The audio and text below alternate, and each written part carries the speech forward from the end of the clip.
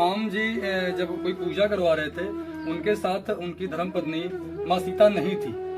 तब पंडित जी ने या पंडितों ने एक सलाह दी, उन्हें बताया कि सीता बन सकते हैं। एक हमारा आखिरी सवाल, आपका पूरा परिचय क्या है, दर्शकों को बताइए। हमें आप कॉल करें और संपर्क करें। एक बार पुनः नंबर बताएं दर्शकों को। जी, मेरा संपर्क नंबर 9984 56 14 81। हमारे साथ थे रमेश दास मिश्र जी महाराज, जिन्होंने भागवत कथा के बारे में काफी जानकारी दी। कहीं न कहीं जो जानकारी हमको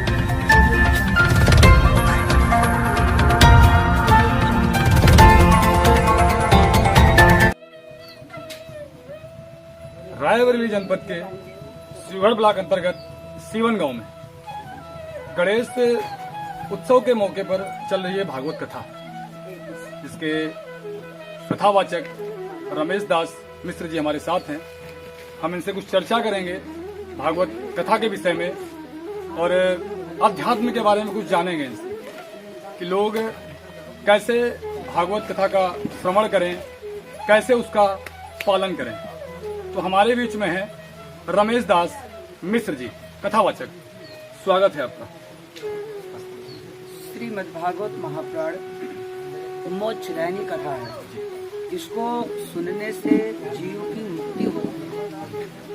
और स्वामी सुखदेव जी ने महाराज परीक्षित को श्रीमद् भागवत महापुराण की कथा को श्रवण कराया, उनका मोक्ष हुआ।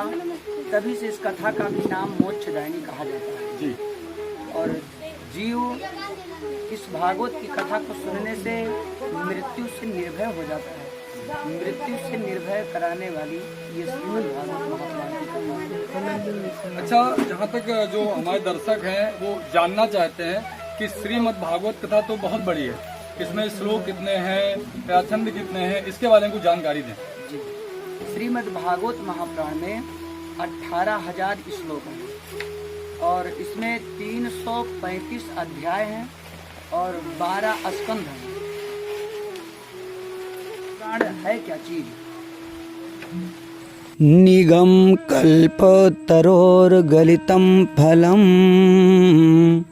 शोकमुखादमृतद्रोसंयुतं पिबति भागवतं रसमालयं मुहुर्मुहुरसिका भुवि भावुकाः। ये है श्रीमद् भागवत महापुराण, कल्प रूपी वृक्ष का एकदम गला हुआ फल है। और इसको श्रीमद् भागवत महापुराण को फल बताया गया है और पीने को कहा गया है, इसको पियो। लेकिन श्रोताओं के मन में, भक्त के मन में ये शंकाएं बन जाते हैं कि फल कहीं पिया जाता है हमारा, फल कहीं पिया नहीं जाता, संदेह रहता है कहीं न कहीं मन में। जी। तो फल ये वो फल नहीं है जो आम के वृक्ष में फल लगते हैं। उसको अगर हम पीने को कहें तो आप कहोगे कैसे कि उसमें छिलका है, गुठली है। पहले आपको छिलका निकालना पड़ेगा, फिर गुठली निकालनी पड़ेगी, उसके बाद रस ही रस बचा। अब अगर हम कहें इसको आप पी लो तो उसमें पीने में कोई संदेह नहीं है। तो ये कल्प रूपी वृक्ष का फल है, इसमें न तो छिलका है न गुठली है, केवल रस ही रस है।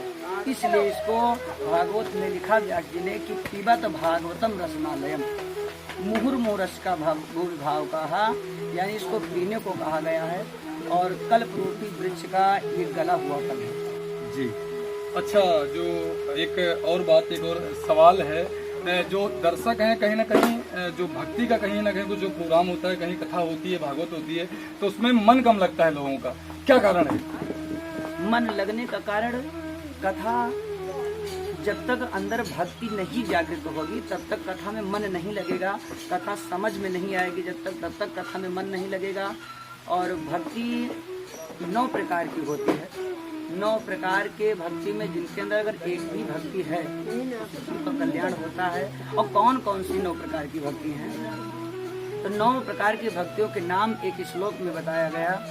श्रवणम, कीर्तनम, विष्णु स्मरणम, पाद सेवनम, अर्चनम, वंदनम, दास, सख्य, आत्म निवेदनम। ये 9 प्रकार की भक्ति है। और सबसे पहले भक्ति का नाम है श्रवण करना, कथा को सुनना, ये एक भक्ति है। और दूसरी भक्ति कीर्तन करना। तो अगर कुछ भी ना कर सके तो 9 सीढ़ियां हैं भक्ति के, 9 रास्ते हैं, 9 में से किसी भी एक रास्ता को पकड़ ले। अगर आप कुछ नहीं तो केवल भगवान की कथा को सुने, कानों से सुनने से भी अपने अंदर भक्ति जागृत होती है। श्रीमद् भागवत महापुराण की कथा भक्ति, ज्ञान और वैराग्य तीनों से जागृत कराती है, लोगों के अंदर प्रकाशित करती है। भक्ति तभी जागृत होती है जब भगवान की कथा को सुनेंगे। जी, आप कितने प्रकार की भागवत कथा कहते हैं?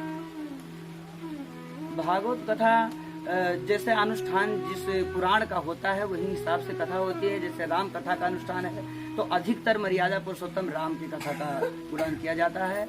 यदि श्रीमद् भागवत महापुराण कथा का अनुष्ठान है तो उसमें भगवान कृष्ण की ही कथा ज्यादा बताई जाती है, कृष्ण की महिमा ज्यादा है और हर एक पुराण के किसी न किसी देवता को एक नायक बनाया जाता है। हमारे श्रीमद् भागवत महापुराण के नायक भगवान कृष्ण कन्हैया है।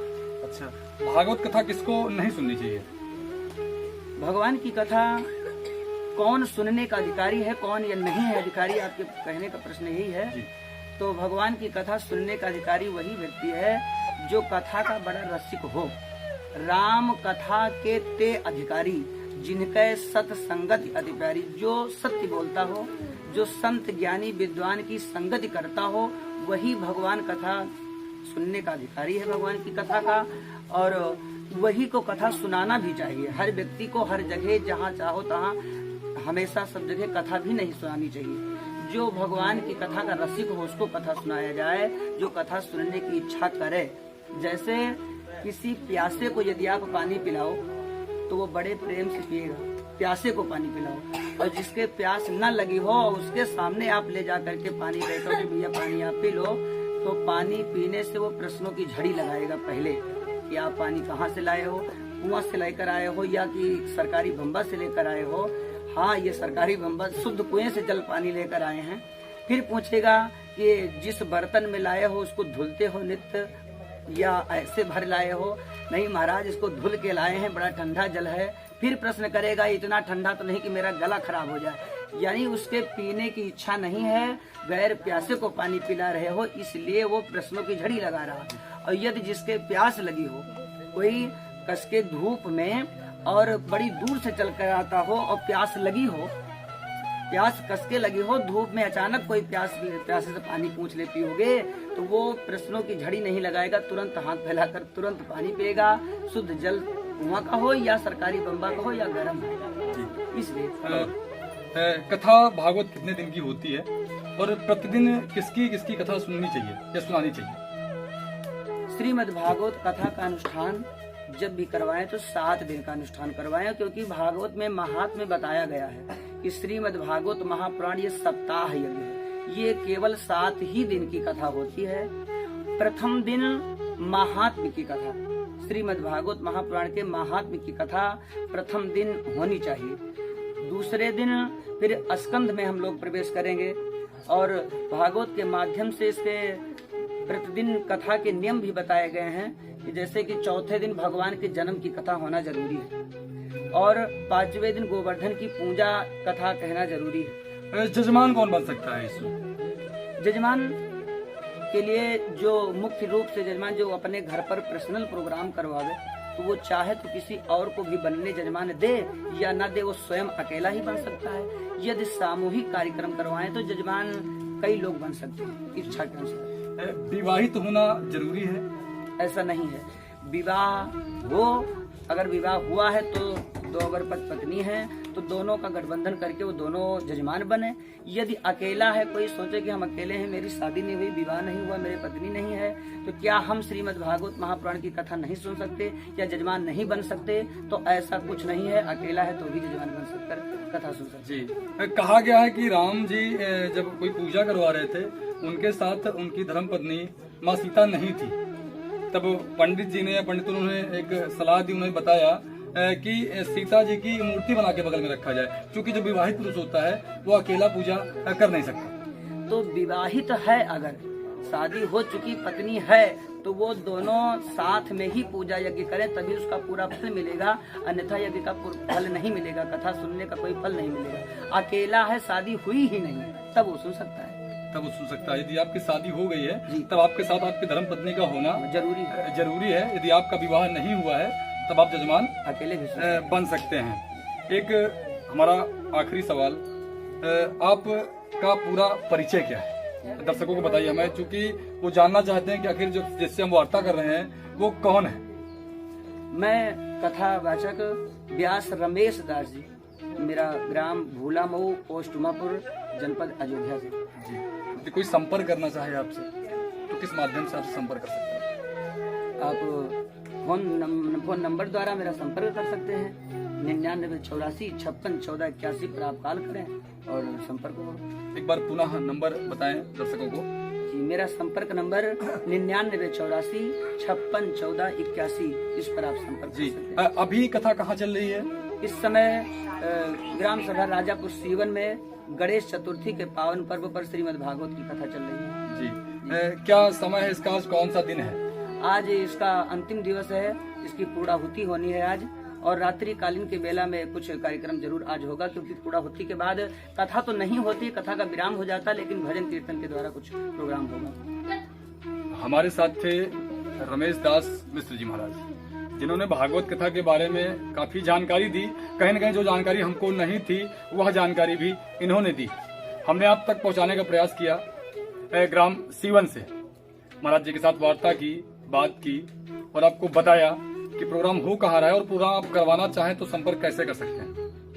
निरंतर बने रहिए हमारे साथ आप ऐसे ही, और नई नई जानकारियों के साथ आपके साथ हम आते रहेंगे।